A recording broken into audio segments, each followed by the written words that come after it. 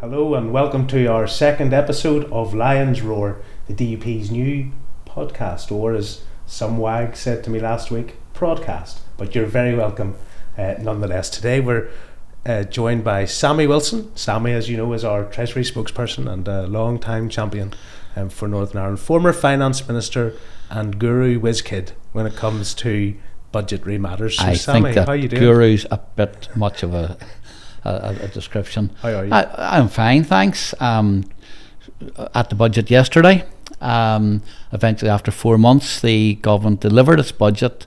Huge excitement in the House of Commons. Some of the Labour Party members couldn't contain themselves, though I think that had they actually read some of the documents that were supplied along with the budget, they might not have been waving too many papers in the air or cheering so much as it did. Yes, let's talk about Budget Day yesterday then. It is a big day in Westminster. They bring in extra chairs for us to queue up to get a seat for the main event. Did you have struggle get a seat yesterday, or were you? No, I didn't. There's so few people on the opposition bench just now, Gavin. It's dead easy to get a seat. It was the other side couldn't get seats, so we're hanging from the rafters. Hanging from the rafters, and that was before they heard how good or bad the news was. So what do you think the atmosphere was like yesterday in Westminster? Well, I think from the Labour Party's point of view, they obviously had a bad story to tell.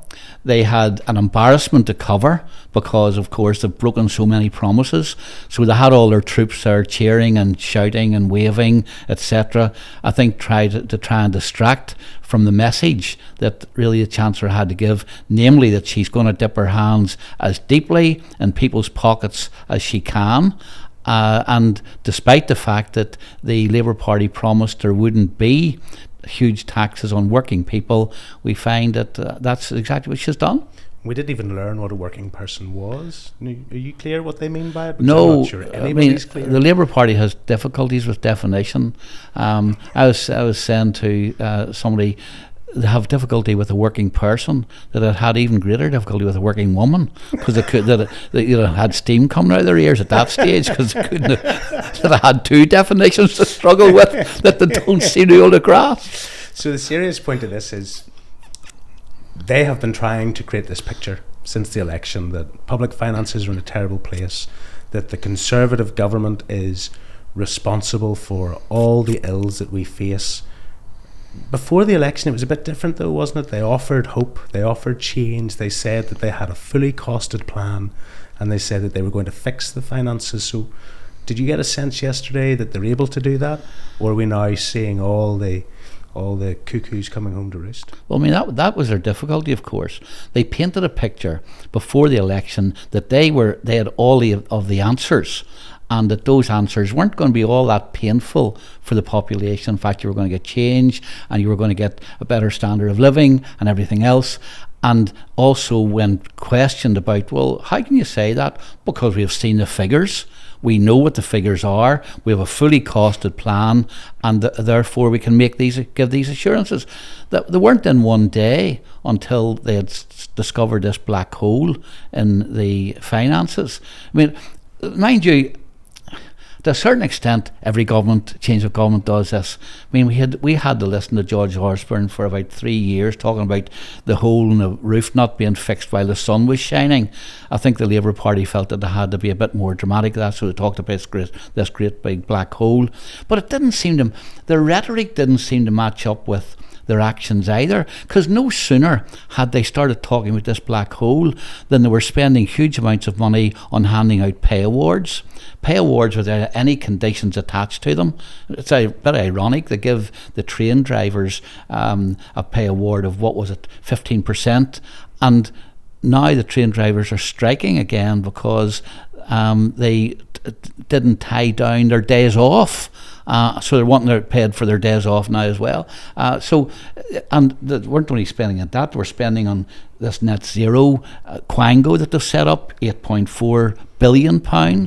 They were spending £25 million on carbon capture and storage, again part of their net zero policy. So they'd spent about £40 billion before this budget was even announced, yet they were talking about a black hole. And I think that's where the difficulty that they have is. They made promises that it would be all a land of milk and honey once they were elected, And they also said that they were fully costed plans, and then suddenly find there's a black hole. But despite the black hole in the finances, they're spending more and more money before they even get to the budget. So let's talk about some of the good news, right? The land of milk and honey. We've had problems with public finances in Northern Ireland. We heard yesterday that we're going to get about 600 million this year, and next year 1.5 billion. That's good news, right? Well, it's good news in two ways, I suppose. First of all, the extra money is needed by the executive to deliver public services. But secondly, I mean, Gavin, you were at the forefront in arguing for this, that we were underfunded for so long because our allocation was not based on need as it is in other parts of the United Kingdom. And I mean, I can't remember the figure off the top of my head, but in 1 year that led to about £380 million of a shortfall in the money we should have been getting compared to what Scotland and Wales got. And now, according to the budget plan yesterday, we will be getting extra money, and our allocation will be based now on need. Right. And I think that you should take credit for that. I know what others are trying belatedly to jump on that bandwagon, but I can remember you first raising this, and it was quite complicated. Not everybody understood it either, by the way. People thought it was mad. They did, yeah. And because it's complicated, it's sometimes hard to communicate to the public. But I mean, what you were saying was, look, 2 years ago, arguing with the Conservatives, you are allocating money to Northern Ireland on a different basis than you allocate it to the rest of the United Kingdom. That's led to a shortfall. That has given us a problem in delivering public services, and that problem is going to increase because every year you fall behind. And now that seems to be accepted by the Treasury, and certainly that was the message yesterday, and that's good news. And it's also, I think, an indication of where persistence pays off.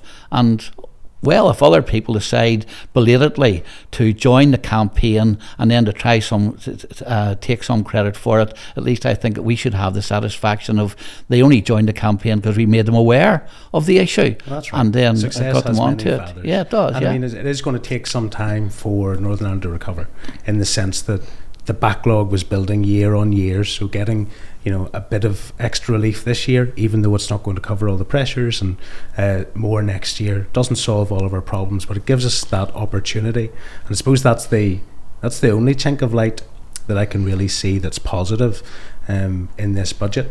It was described yesterday as a bit of a sugar rush, a big injection of public money based on borrowing for the next 3 years, but no projected growth. But there's some real painful aspects of this that are going to impact on business and the cost of doing business and so on.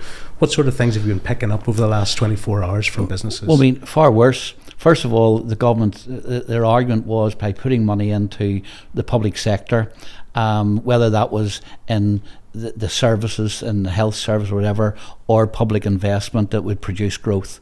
Actually, the figures in the OBR report show that growth will decline towards the end of this spending period. So rather than stimulate growth, it's going to be detrimental. And there's a number of reasons for that. I mean, first of all, the government's going to borrow. We already seen that interest rates on government debt have gone up already, and the OBR report, which is it's meant to be an independent assessment of what the impact of government policy is going to be. It shows that there'll be a steady increase in the amount of interest the government has to pay for its debt.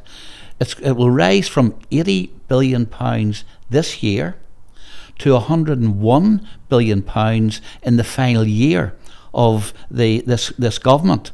Now that means there's £20 billion additional money which has to be found from taxpayers to pay the interest on the debt. That's going to slow down growth. So Rachel Reeves yesterday was hiding a lot behind the OBR. She was talking about the OBR previously, criticising the Conservative government, talking about their outlook being materially different if they'd had all of the information. But the OBR is not so positive today, and nor is the Institute of Fiscal Studies either. No, it's not. And, what's the impact for ordinary people? Because see, when you talk about billions and everything like that, I think it goes over people's heads. There are figures that none of us understand, because it's not the kind of money we deal with. But if interest rates go up, that will affect people's mortgages. It'll affect the cost of borrowing for businesses, and that's where you're going to find a slowdown in growth, because people have disposable income. And the OBR report shows that real disposable income, that is the money you have to spend after you've paid all your standard bills, is going to go down.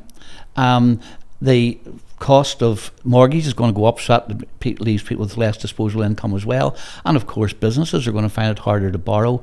And then on top of that, businesses, and especially small businesses, which will find it hard to absorb this, are going to find that wage costs go up.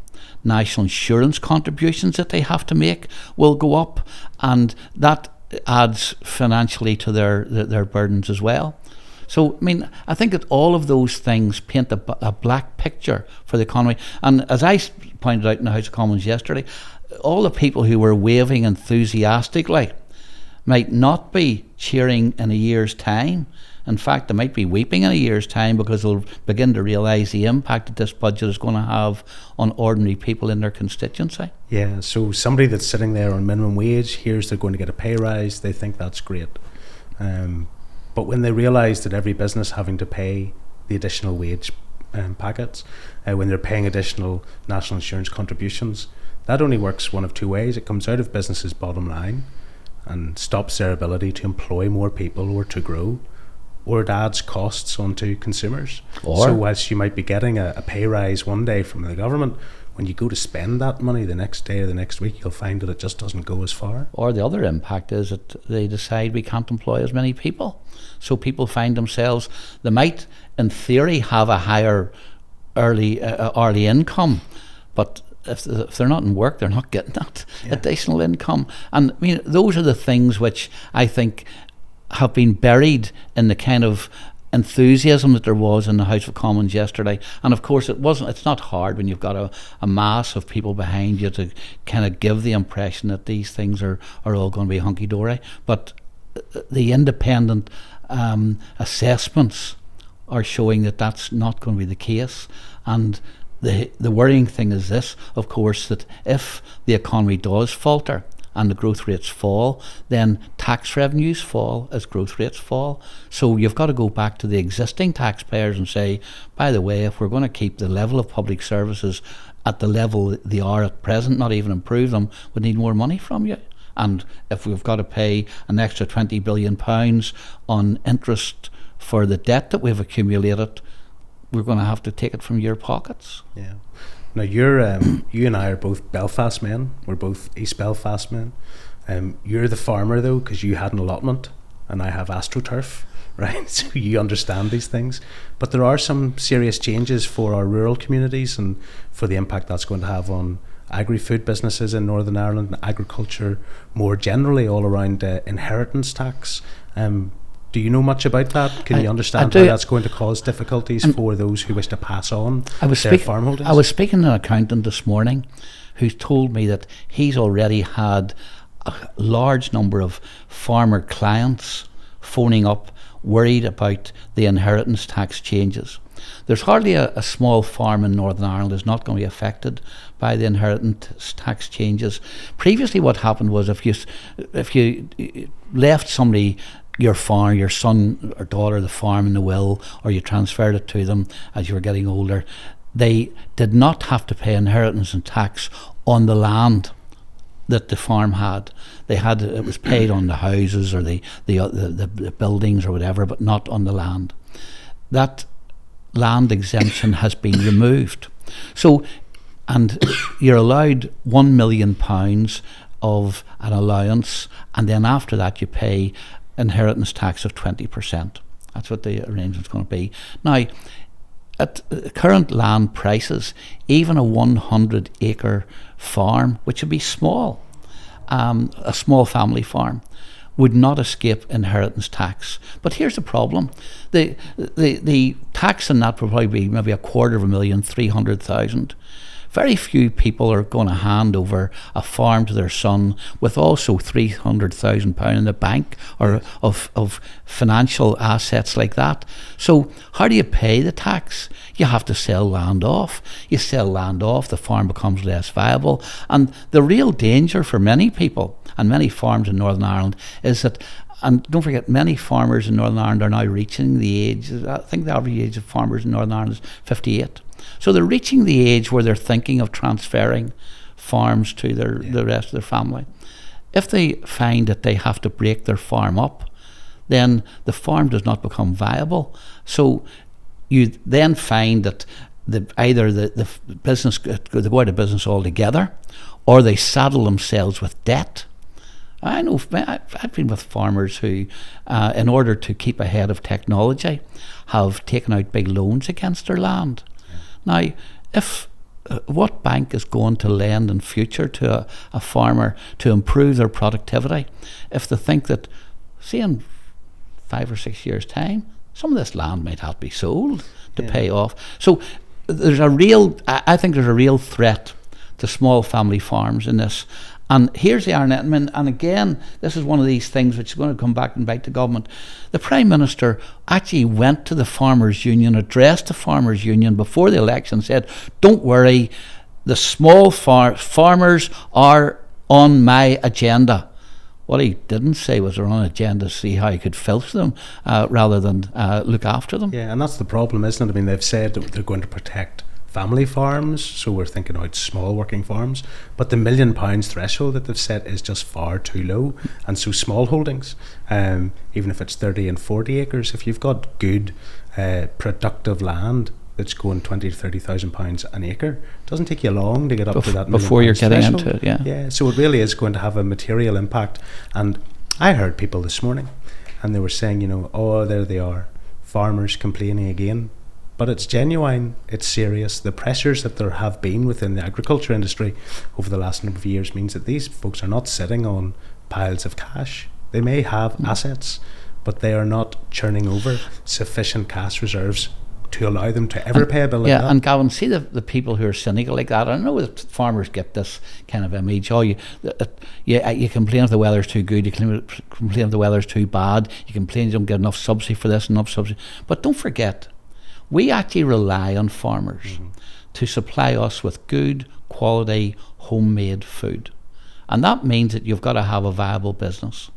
And so I think that people who dismiss the concerns that farmers have in this way ought to think of their own self-interest. Correct. Do they really want to have a situation where businesses which supply them, food doesn't magically appear. One of the reasons why I love the fact that schools now are trying to teach children how you grow things. You've mentioned I had an allotment. I love growing things.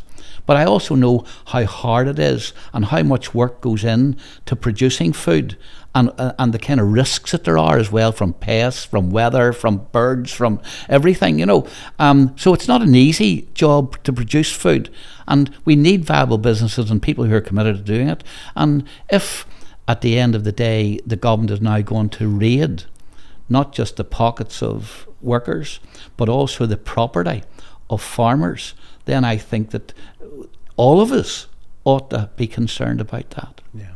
Now I'm just thinking, there are times whenever discussions like this can become too serious. So Sammy, knowing what you know about agriculture and horticulture, could you share the story with us about the day you were in Primark buying tights? Yes. I am dead lucky to live in a really beautiful part of Northern Ireland. When I was first elected in East Antrim,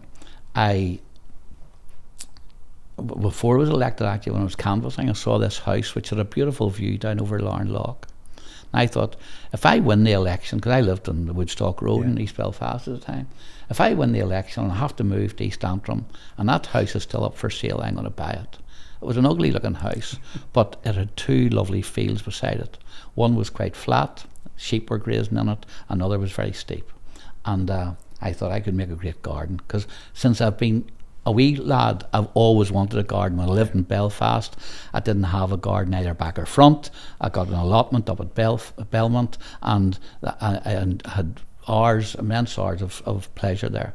So anyway, I won the election. The house was still up for sale, and I bought it.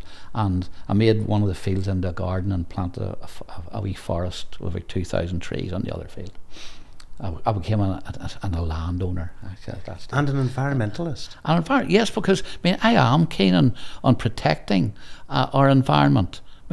First of all, it's, I think, just to have the beauty of the landscape that we have, but also, we do need to protect the birds and the animals that we have, and also make sure the land is not destroyed. And I think when I was Environment Minister, I was the first minister to actually threaten to fine Northern Ireland Water for polluting waterways, because they always had Crown immunity. Because fishermen told me it was a devastation. Anyhow, I digress. So I planted a wee forest. The trees were up a fair wee height, and an election was called. During the election, and it's significant the election was called, there was a night of very high wind, and to my disappointment, about 50 or 60 trees were all blown. 2007, I remember it. Yeah. It was a March election, and it it was Valentine's that's exactly night, right. and all the posters blew down. Miserable. Well, about 50 trees blew over in my wee forest.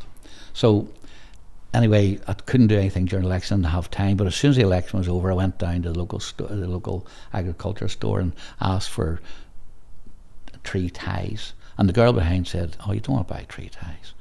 They cost about £1.50 each, and if you don't keep loosening them as the tree grows, they'll grow into the tree and they'll kill the tree, because the sap can't get up the stem." So I said, "What would you do?" He says, "Use tights." Well, I said, "Christine, I don't wear tights, so I really..." He says, "No, just go and get tights and tie them up with tights. They expand as the tree grows and everything else." So down I goes to shop in the centre of town. And don't forget, my poster was everywhere around Larne. And there weren't too many people, so I sidles up to all these women's tights. And I needed about 50 pairs of them. So I started lifting all these tights, and I saw these two women, and I thought. So I tried to hide the fact that I was carrying all these tights, and up to the counter I went and put them in the wee girl was dead chatty. So she was counting how many pairs are here, and by this time the two women were in behind me.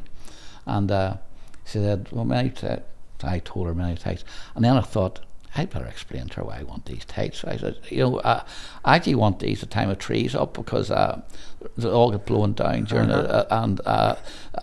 you don't use tree ties because. And the more I explained it, the more I thought, I don't even believe myself. And I'm sure those people listening behind me don't believe me. Yeah.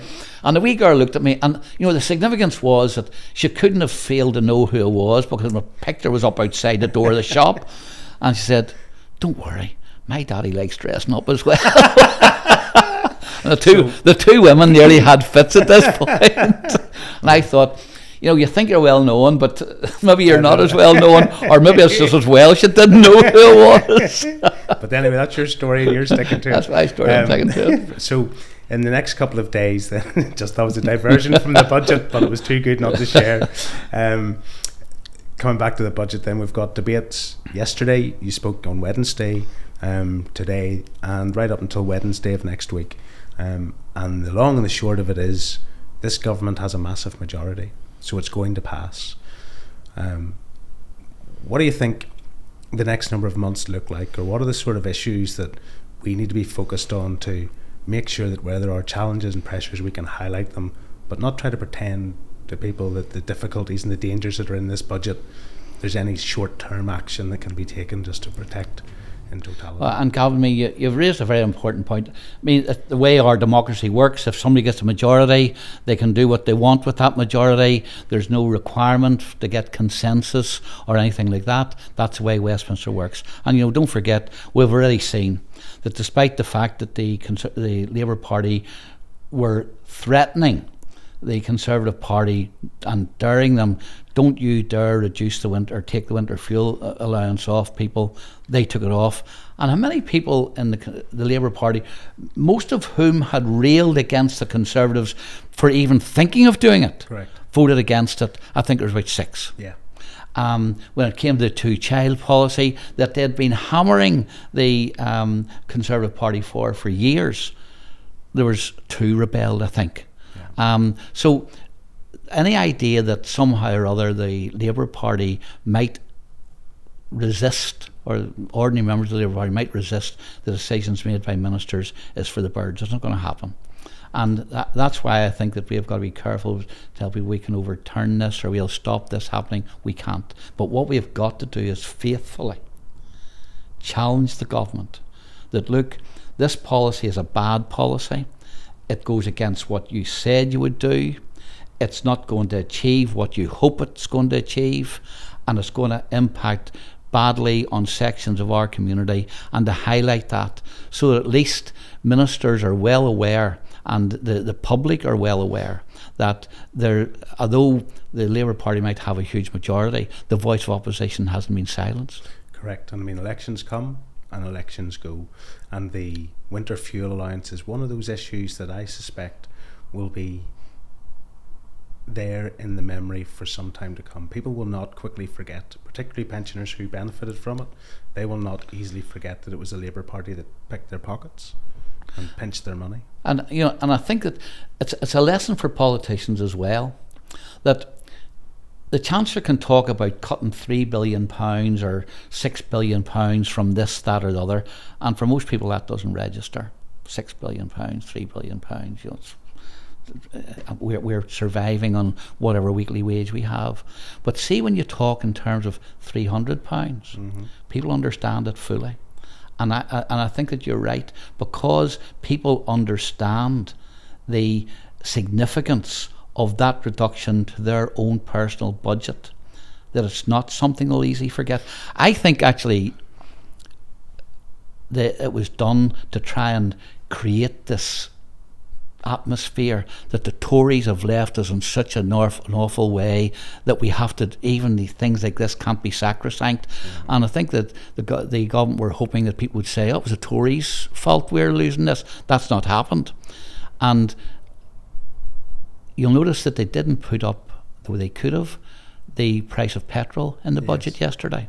I think they've learnt the lesson from that if you introduce policies in terms of amounts of money that people understand, it's much more difficult to persuade people that it's a policy which is necessary or a policy which is good. And that's why I'm fairly convinced the price of petrol's down. They could have easily stuck the 7p on and said, well, look, sure, we stuck it on because the price is down. It's not it's not higher. The price isn't higher than what you were paying a year ago. But I think they've learnt the lesson from the £300 on the winter fuel allowance, that don't do things that people understand and which register with people on their pockets every week. It's not too difficult. You drive in the petrol station, you know you're paying more for you to fill your tank this week than you did last week. You see the price up there, and you know that the price that's up there is what price that the Chancellor has made you pay. I think that it's those kinds of things which are going to do it for the government in the long term. People will not forget. But our job in the meantime is to keep to the forefront the arguments and also the alternatives that there are. You don't have to go down this route. Yep. We're elected for 5 years. We have a job to do. It's a bit frustrating when you can't change things, and you've got to explain to people we can't change things. But that doesn't mean you should give up. No. And our job is to champion and to challenge. And we'll do that this week and next week. Yeah, and Gavin, we talked about it earlier on. 2 years ago, when we even had the Secretary of State, Steve Baker, talking about how generously Northern Ireland was treated. I remember. You'd have thought the battle to get the resources that we deserve and which are our right was lost, and persistence paid off. It didn't happen. And I think it's one of the difficulties with politics today, that people, almost like anything, people want to see instant results. And sometimes results don't come instantly, and it's the people who are the hard sloggers and who stick at it who will win at the end of the day. And, sometimes that's a hard message to get over to the electorate. Yeah. Saying something once, just because you've said it, doesn't mean it will deliver it. And so you need to keep at it, and we'll keep at the budget over the next number of days. I'll be speaking next week in Westminster on this budget, and we'll take our opportunity to vote on it on Wednesday. No revelations yet as to how we're going to vote. You're my chief whip, so I can't. I'd get in trouble if I was to share that. And we're still mulling over it, by the way. Still mulling it over. Yeah, some great ideas. Sammy, thank you. Okay, thanks. Did you enjoy your first podcast? I did indeed. Roar? I did indeed. Do you like yes. the name podcast? Or do you I like think podcast fine? Gavin, I think you've got a job to kind of, once you decide to give up the leadership. Oh dear, the first challenge has come. No. If you ever decide to give, which none of us ever want you to do, I'm only saying this, people really do appreciate the dedication you've put to this. Thank you. And put to the job, and the long hours you've put in, and the fact you travel all around the countryside. In fact, you kept me waiting an hour here for you to come back from Portadown. I told you there were good ones in Portadown. I think you've got a job as you could take over Mark Crothers. No, wouldn't that be an idea? It would be, and it'd be I'm not sure. It'd be a 1,000,000% improvement. Well, I'm not sure I could interrupt just as much. Sammy, thank you for joining us, and folks, thank you for joining Lions Roar podcast again this week. As we said last time, please like, please subscribe, and please tune in again. Thank you, Sammy. Thank you.